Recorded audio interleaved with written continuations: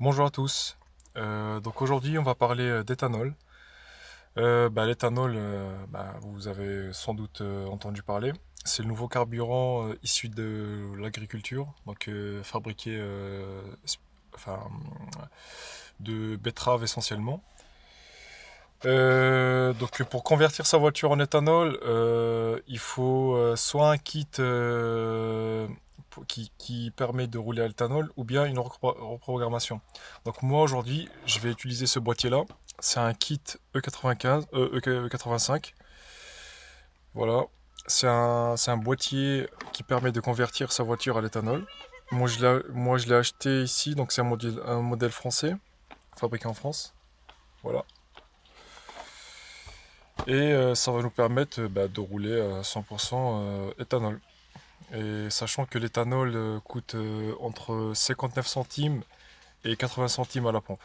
Donc ça fait plaisir quoi. Donc le boîtier il est comme ça. On a plusieurs fiches. Je vais vous montrer. Donc il y a cette fiche là qui va voilà, sur le capteur de température d'air. Celui-là c'est température d'eau. Et celui-là c'est la sonde lambda. Donc ce boîtier permet de fausser comment dire, les données des capteurs pour enrichir le mélange air-essence. Donc il permet d'injecter 30% de plus que l'essence. Donc voilà. Donc on va commencer par le moteur. Donc on va d'abord repérer les trois sondes. Donc moi j'ai la sonde de température qui est ici sur le collecteur d'émission. La sonde lambda c'est celle-ci. Donc elle est voilà. Donc c'est la sonde à oxygène.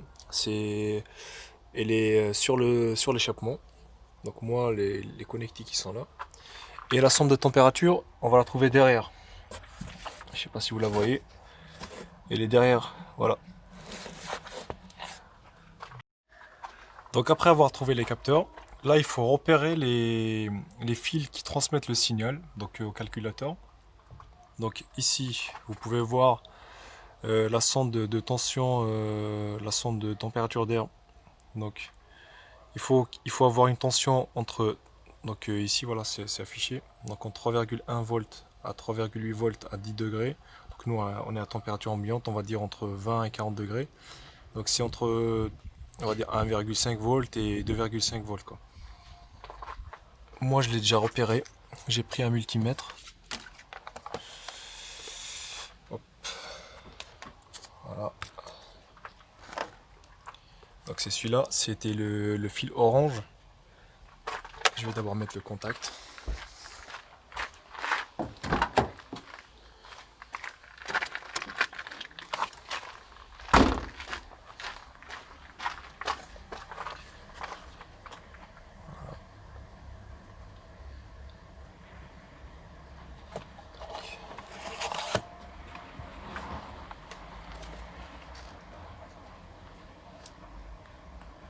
Donc voilà, j'ai 2,74 volts. Donc c'est bien celui-là. Donc c'est bien le fil qui transmet l'information. Et du coup vous faites pareil pour les trois autres capteurs. Donc celui de température d'eau et la sonde lambda. De toute façon c'est bien expliqué sur le catalogue. Donc j'ai déjà relié les trois capteurs. Et donc il va rester que l'alimentation. Hop. Donc celui-là, le rouge, il va sur le plus.